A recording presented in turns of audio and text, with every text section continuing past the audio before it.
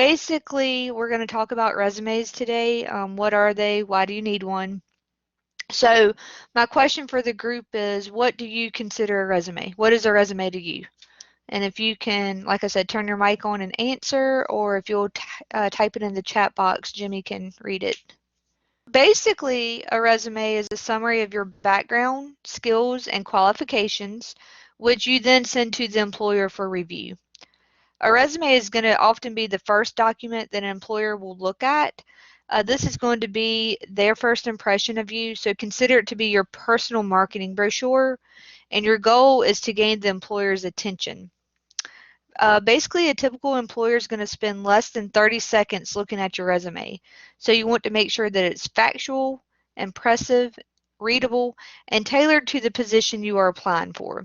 So the goal is to get you an interview. So it's not quite a job application, it is to get you an interview.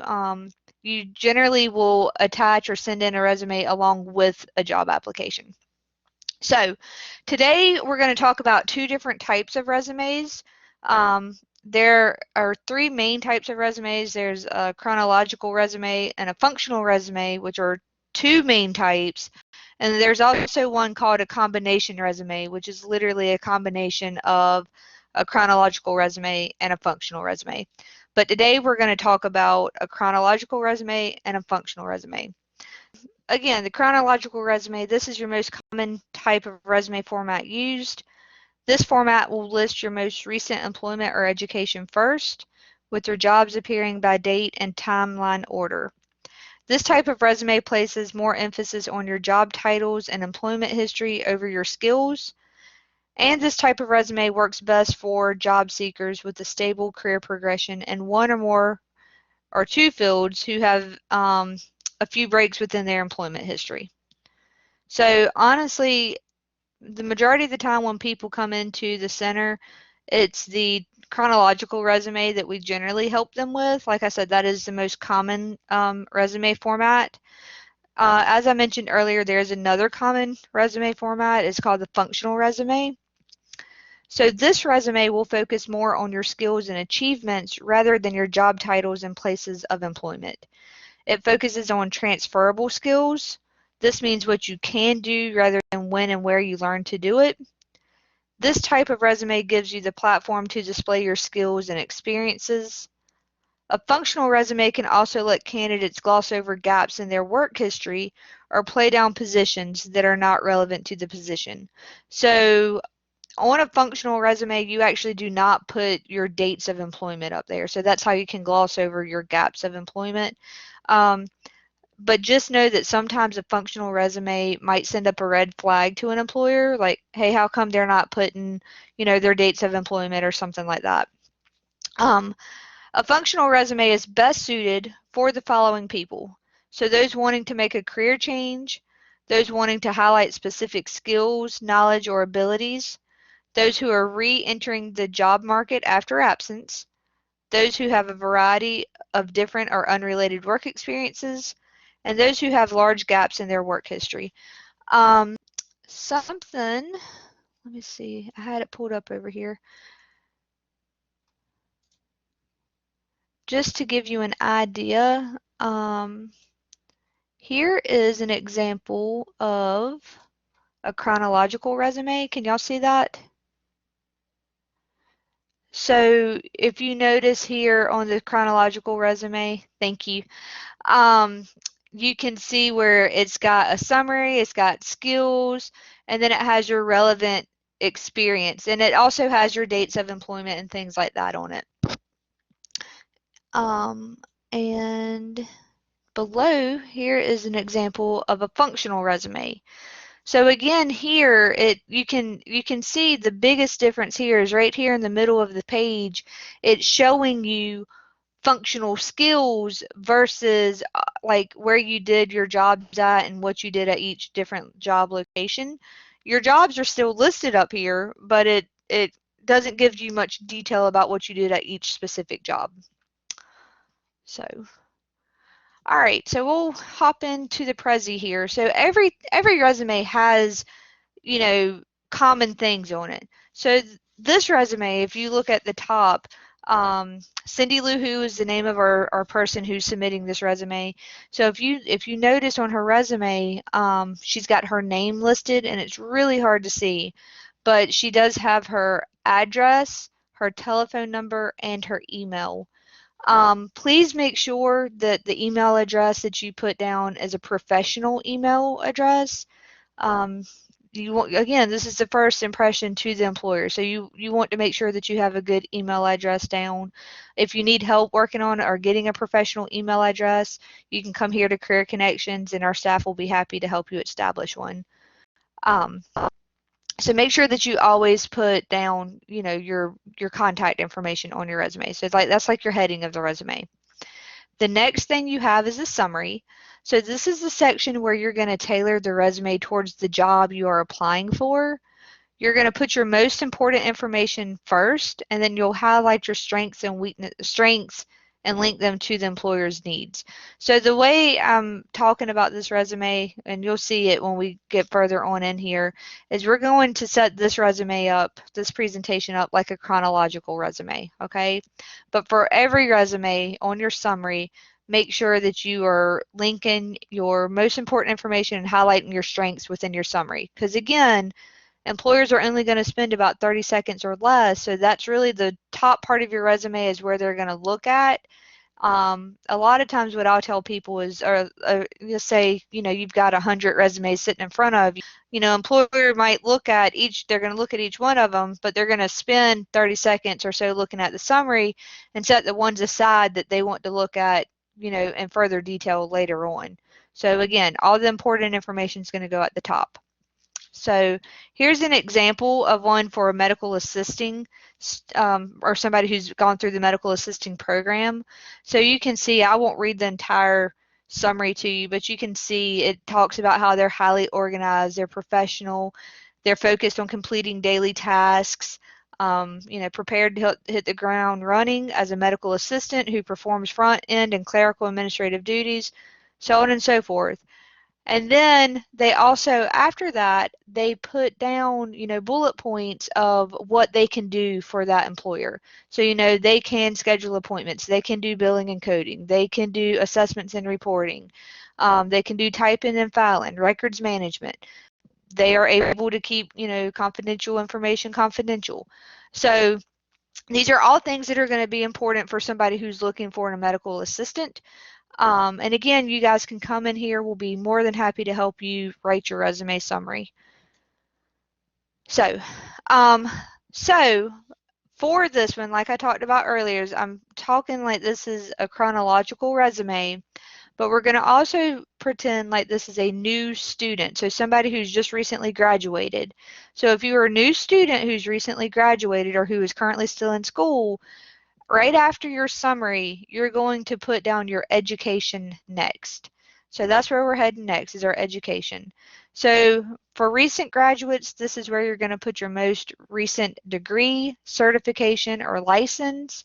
The education section will be placed after the summary. You may include your GPA if it's a 3.5 or higher. And then we can also put your clinical experience under this section. We would just have another header that says clinical experience, and showcase, you know, where you worked, what you did, and the hours you completed there.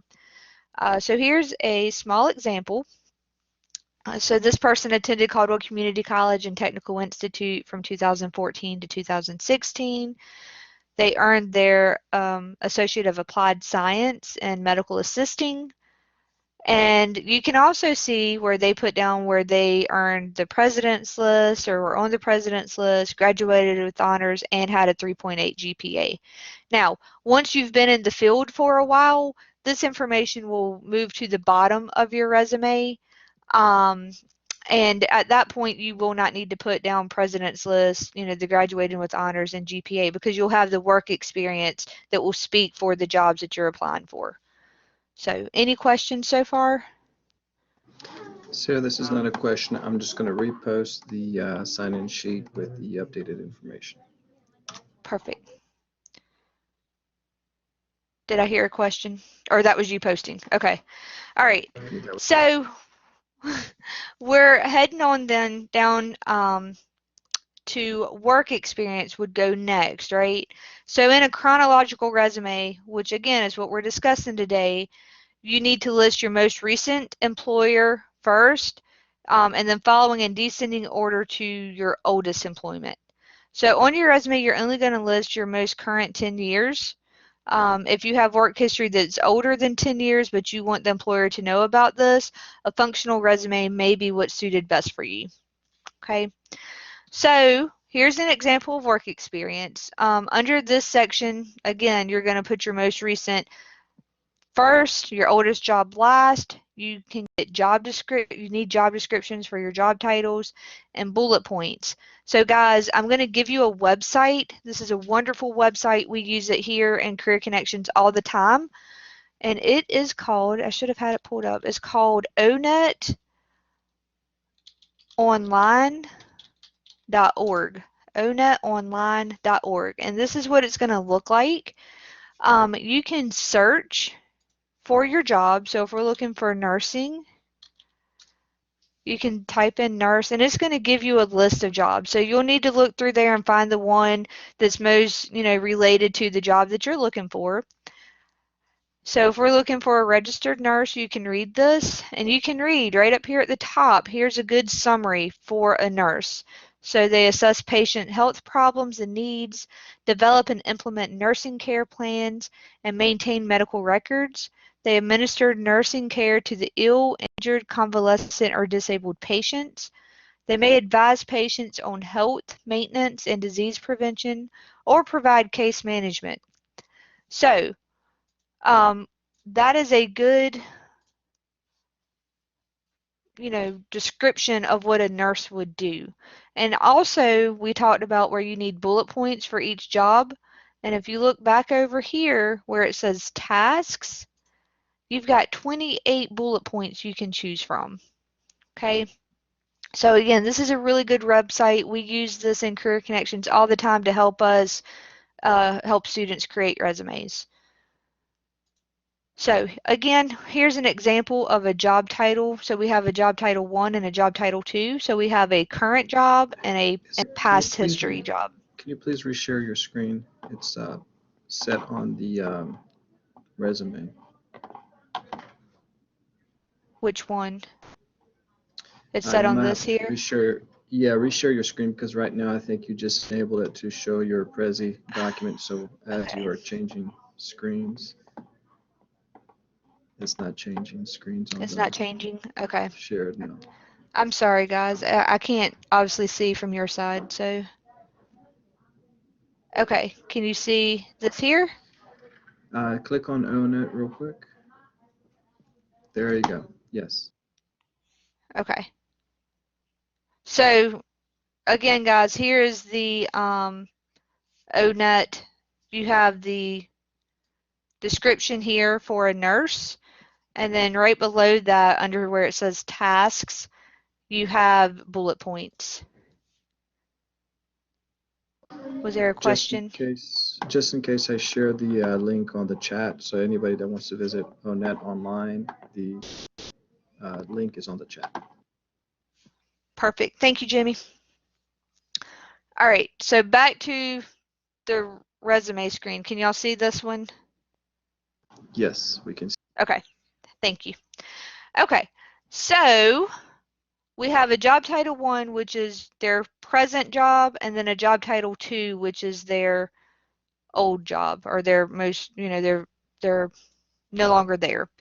So this particular company, Allergy Partners, is where they were working at with in Lenoir from 2010 till present. So some of the things that I want you to notice about this is where it says like perform, check, assist, interview. So one, they're all action verbs or action words, I'm sorry, but they're also in present tense. Okay? So if we go on over to their previous work history at Waters Construction, where they were administrative assistant, you see where it says performed, answered, scheduled, faxed, so on. Again, action words, but they're all past tense. A lot of times when students come into Career Connections, one of the main things that we work on is they might have some really good wording, but it is written like they are still working at that job. So that's one of the main things that we have to help fix is, make sure that you're writing your resume in the correct tense. So if you're no longer employed with that company, make sure that you're writing it as a past tense job. Okay. So that's it for that. Make sure, a lot of times you're going to have bulleted items. So make sure that your bullets are easy to read because they can assist the recruiter in scanning the resume quickly to find information they need. Again, we just talked about action words, so use action words to begin each sentence. This is an effective tool that provides impact on your resume. If you would like to come by Career Connections, we have the form actually I think that was listed on the screen still where I was showing you the different resumes and everything, but we have like a packet, as a resume packet that we hand out, and you can come by and pick that up, and it has lists and lists and lists of words to help you create a resume.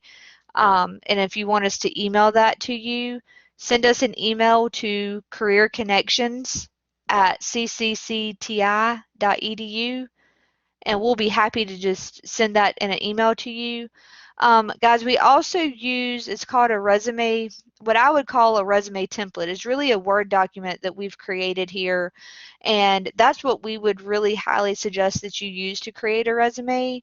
A lot of times if you use like a Google Doc that you download offline, or if you go to Word and type in resume template or something, a lot of times what it's going to do is it's going to give you a preset resume, and anytime we go in to try to change anything around, it really distorts the resume, or you can only change certain sections and things like that. So what we use as a resume is a Word document where we can change the margins, we can change the font, the size, all of that great stuff. So if you would like to come in, or if you want to email us, we'll be happy to send that to you. Also, Sarah, go just ahead. one second. So what I'm going to do is we only had a few people sign in, so we will keep Okay. up with your email through that sign-in sheet. So I'm going to post it again. And again, if you please sign in, so one, you will be eligible to receive today's participation prize. You'll be entering for a Chromebook at the end of the semester. We're going to do a drawing. And also we can email you the templates that we're talking about, but also if you want, you can get a flash drive with the template already downloaded to it. On it. Yep. Thank you, Jamie. That's what I was getting ready to say. If y'all want to come by, we can put it on a flash drive and hand it to you that way as well. Anyway, guys, that's really, I'm getting ready to wrap it up here because I know you've got to get to class and finish lunch and everything. But basically, one of the things I want you to know is with a resume, we want to keep it like 2 pages or less. And what I mean by that is you don't want like 2 lines on a second page or 3 lines on a second page. You'd want at least a fourth to a half a page if you're going to have a second page of a resume. Otherwise, we'll do everything we can to get it down to a 1-page resume. Um, Other things to keep in mind is, do not use personal pronouns or any unnecessary words. So if you notice about everything I've showed you today, none of those summaries or any of the descriptions or anything did it use the words like I, me, my, anything like that. So again, that's another thing that we see a lot of times when people come in. It says things like I can, or I did, or things like that. So we always have to help people change their, summaries and things like that. Um, Again, make sure that you use action verbs. Only go back to about 10 years in relevant job experience. Never, ever, ever put your references, or where it says references available upon request, on your resume. Always create a separate sheet of paper and put your references on that. And again, that's something that we can help you with here. And then make sure that you customize your resume for every job that you apply for. So you're not just going to get a cookie cutter resume that you can send out to any and every job. You do need to tailor the resume to every job that you're applying for. That summary is going to change. What you're going to do, job that you apply for, you're going to see a job description, and you can go through and you can pick out keywords or highlighted words that you want to put in your resume.